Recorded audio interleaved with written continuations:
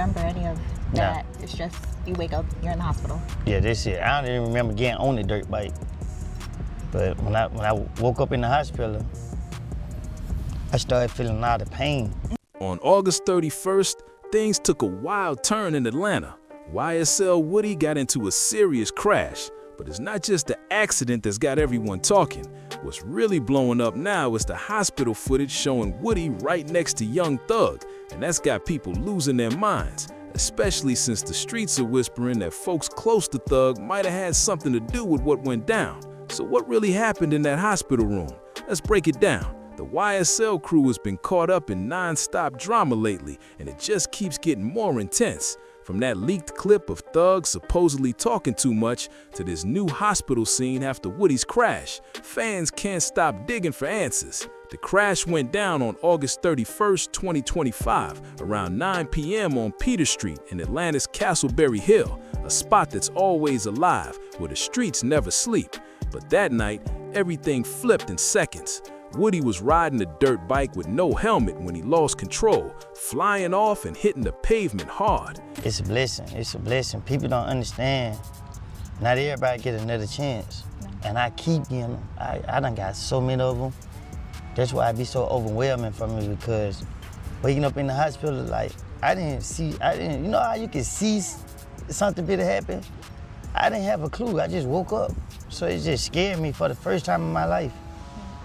Just like, dang, but I just felt like, you know, if I went out putting so much good into the universe, I wouldn't pull it through. So I'm just steady praying and thanking God. The impact was no joke.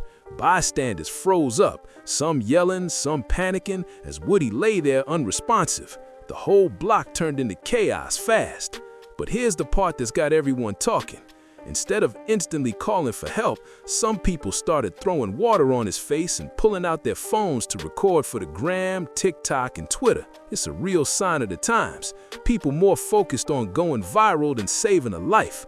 What happened that night says a lot about how far things have gone in the age of clout and cameras. Clips of the crash started flooding the internet fast. When you were younger, did you go to school? Yes. Where did you attend school? I don't know. I went to a lot of different schools. Okay, what are all the schools you went to? I don't recall all of them. Or just tell me some of them. I only know one, Slater. Pages like Raindrops Media and AD on X dropped the footage, and within hours, it racked up millions of views. The whole internet was locked in, reacting, arguing, and throwing out theories like it was a live panel show. In the middle of it all, Woody, the same guy people have been calling the most talked about witness in hip-hop, was now lying on the streets of Atlanta, hurt and vulnerable. But instead of people rushing to help, some turned the moment into online content for clicks and views. It was heartbreaking to see how quick folks turned real pain into entertainment.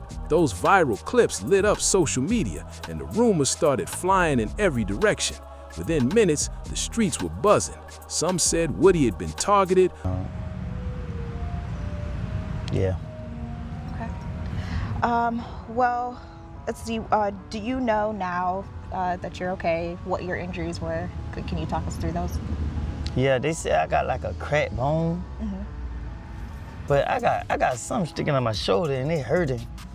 A lot of my head had like a lot of soft spots and cuts on it. They gave me stitches. Others claimed he didn't make it, while a few swore the crash was connected to his controversial role in Young Thug's ongoing case. A handful of fans online even started bringing up Future's name, since Woody had been seen riding with him days before, saying Future stays about his business and away from all the messy drama. Now, the talk wasn't totally random.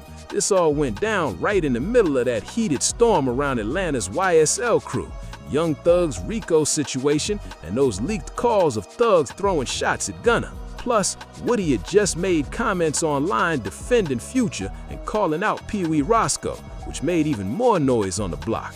People were whispering that maybe the crash was some sort of get back, but no real evidence ever backed that up. What was real, though, was the damage. Woody walked away with a mild concussion, a broken shoulder, a twisted neck, and deep cuts on his face that needed stitches.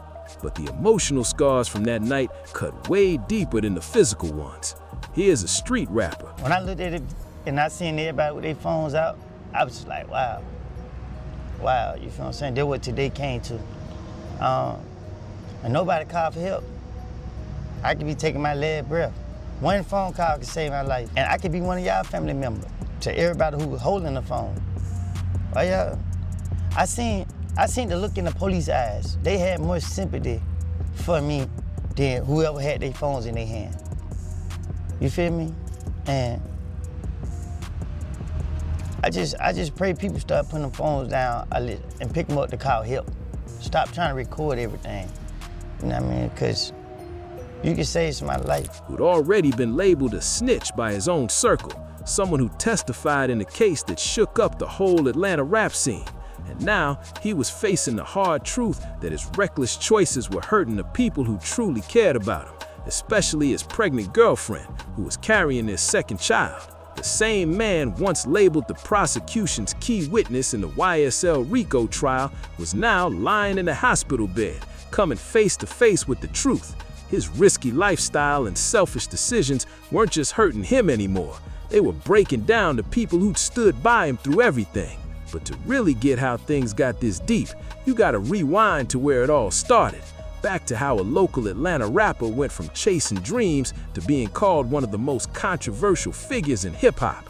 To understand that, we need to revisit one of the most explosive courtroom sagas in music history, the YSL RICO trial, and how Woody's role in it shook the whole game. When the YSL case kicked off on November 27, 2023, it wasn't just another legal battle, it was a full-on cultural moment. It pulled back the curtain on hip-hop's ongoing struggle between loyalty, survival, and staying true to the code of the streets. Every headline, every clip. Yesterday, did you tell myself, Miss Love, and a few of my other colleagues that Little D and Shannon were in the car with you the night of the murder of Diamond Thomas? I told you and them that what I told investigators in June when Nut got killed, something different, because I was trying to finesse my way out of a situation. So I said, I picked up D and Shannon. D never told me nothing. I made it up to clear myself up. And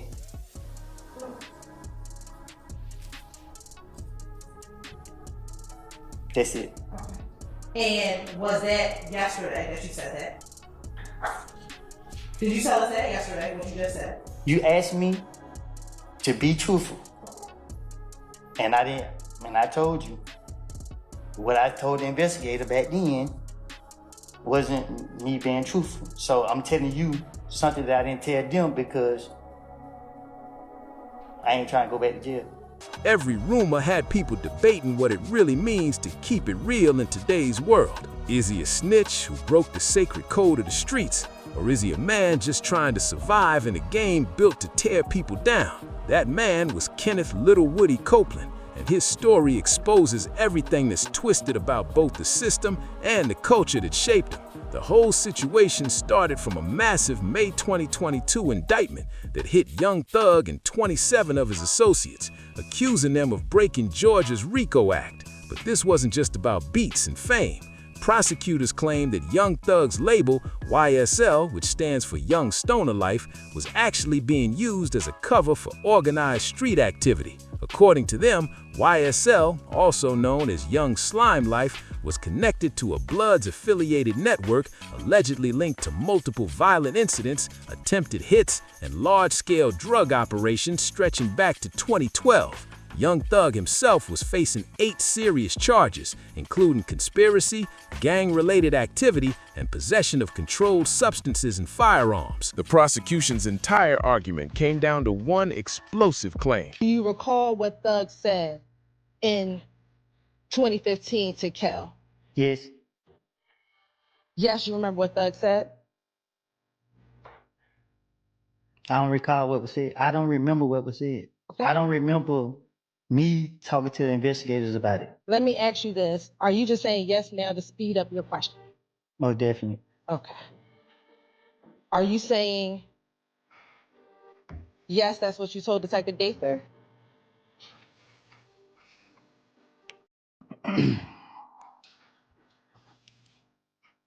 I know I ain't complete school, but I think I'm speaking proper English.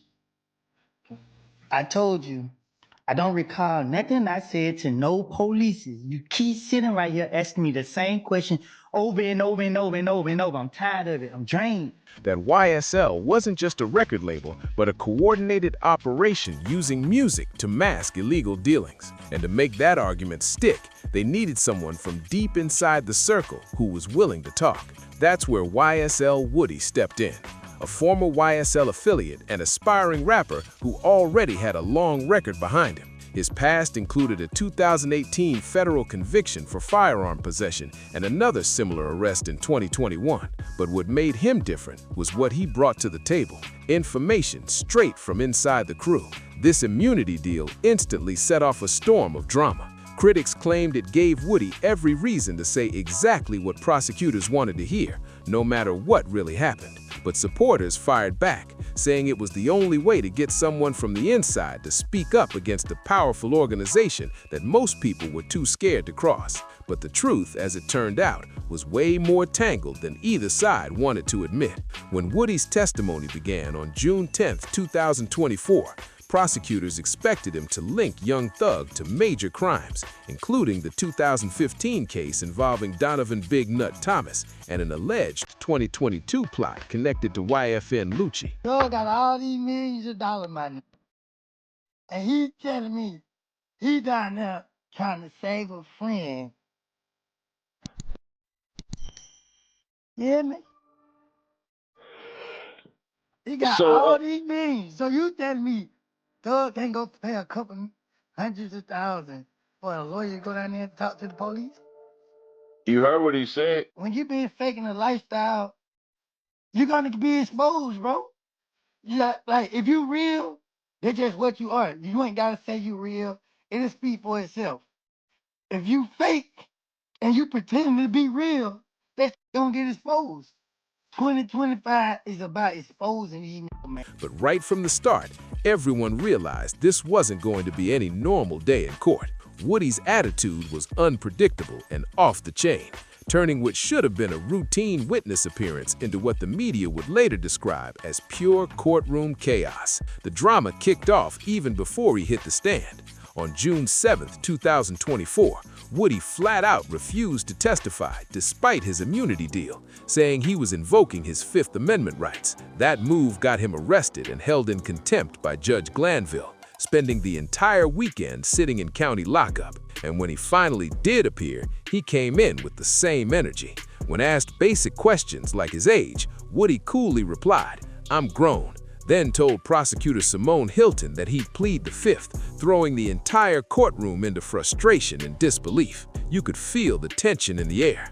The judge, the lawyers, even the audience didn't know what to expect next. But this wild moment was just the opening act to a months-long courtroom saga that would expose deep flaws in how the system really works. Then came the moment that pushed everything over the edge. A private meeting on June 10, 2024. People say they want to see you successful, but they really don't.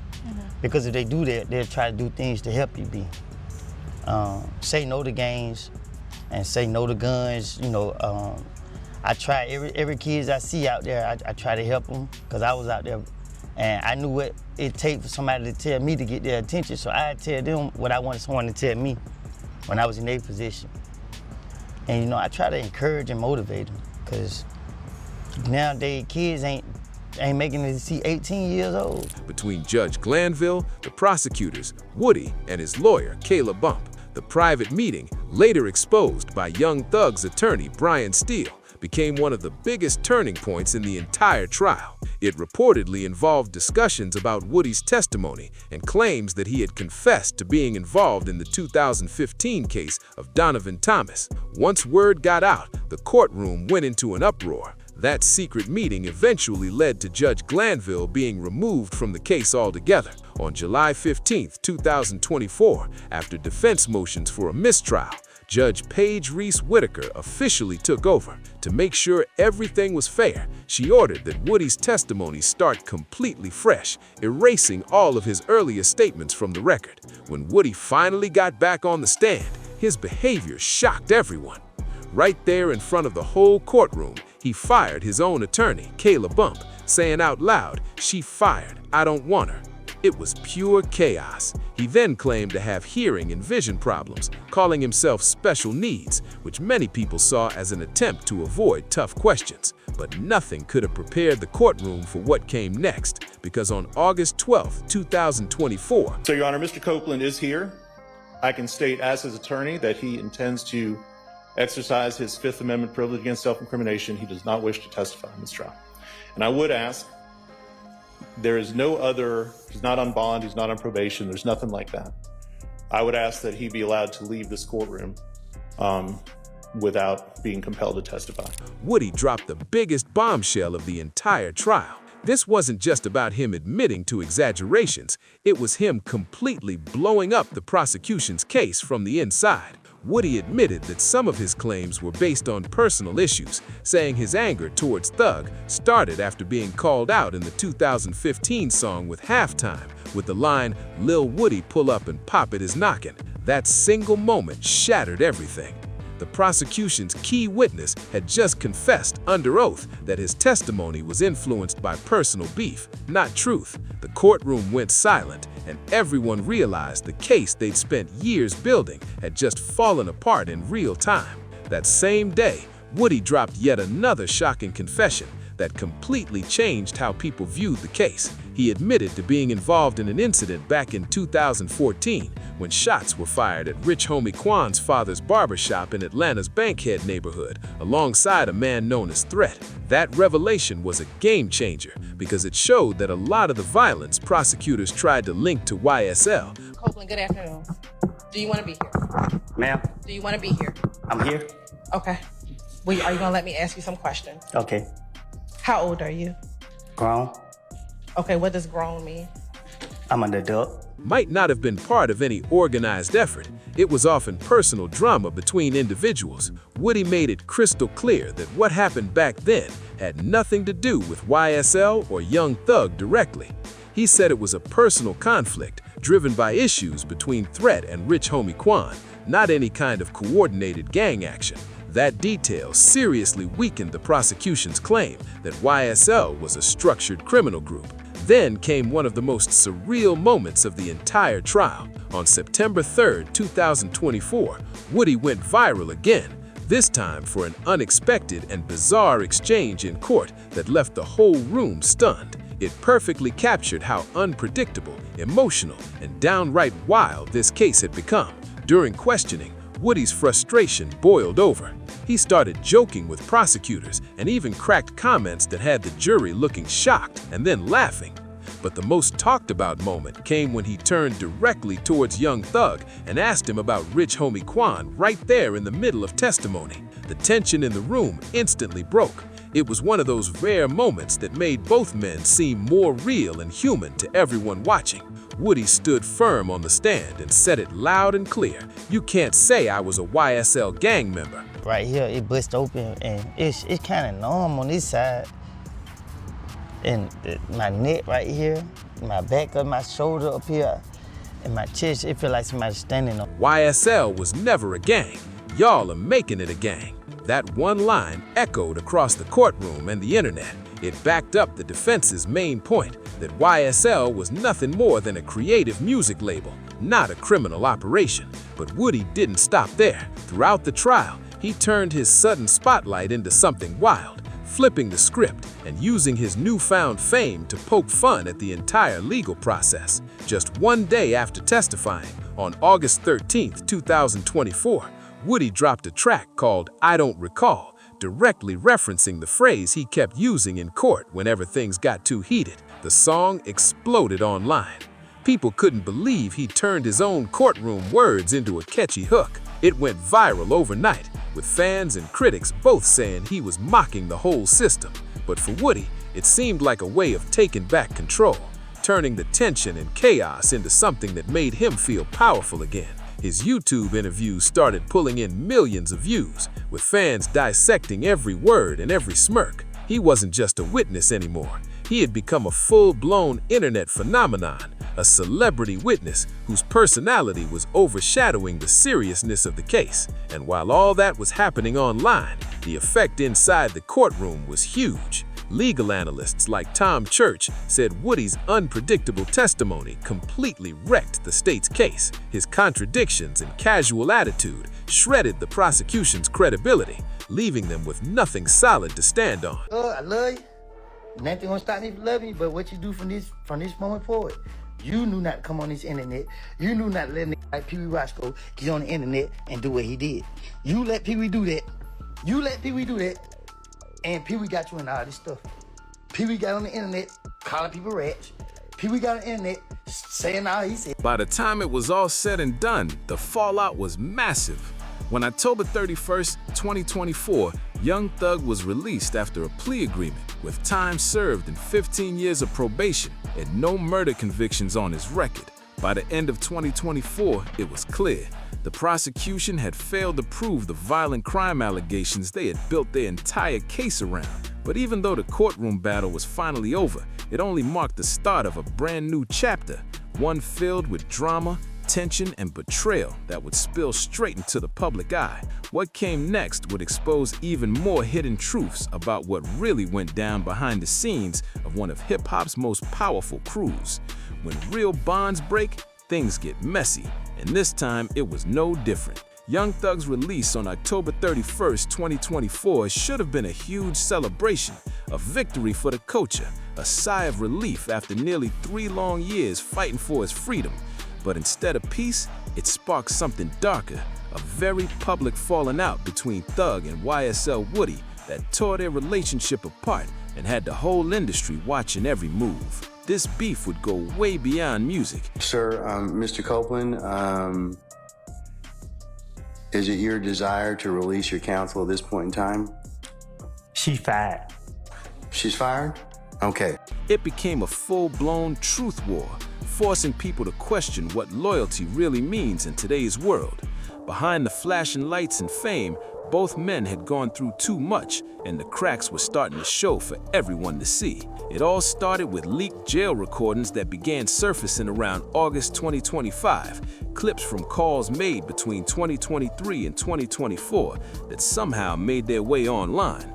These weren't just random snippets, they were raw, emotional conversations that gave fans an inside look at Thug's mindset during some of the hardest moments of his life. You could hear the pain, the frustration, and the feeling of betrayal pouring through those calls. And one of the most talked about clips, a recorded call from August 31st, 2025 with 21 Savage, Thug could be heard venting about how certain people had turned on him, even bringing up how one of his close friends had made statements that hurt his defense. He allegedly said, YSL is a gang, and he knows people in this trial who committed crimes for it. When he did what he did, then we need to take a bath, my bro. You hear me? Then we need to go take a bath. Scared ass. Scared the water was gonna hurt him. You don't play with me. You know damn well I ain't. Thug was furious, claiming that statement was completely false, saying it was the kind of thing prosecutors twist into a RICO story. But this wasn't just about Gunna, it went way deeper. To Thug, this was about a chain of betrayal that had destroyed everything he'd spent years building from the ground up, and the irony wasn't lost on anyone watching.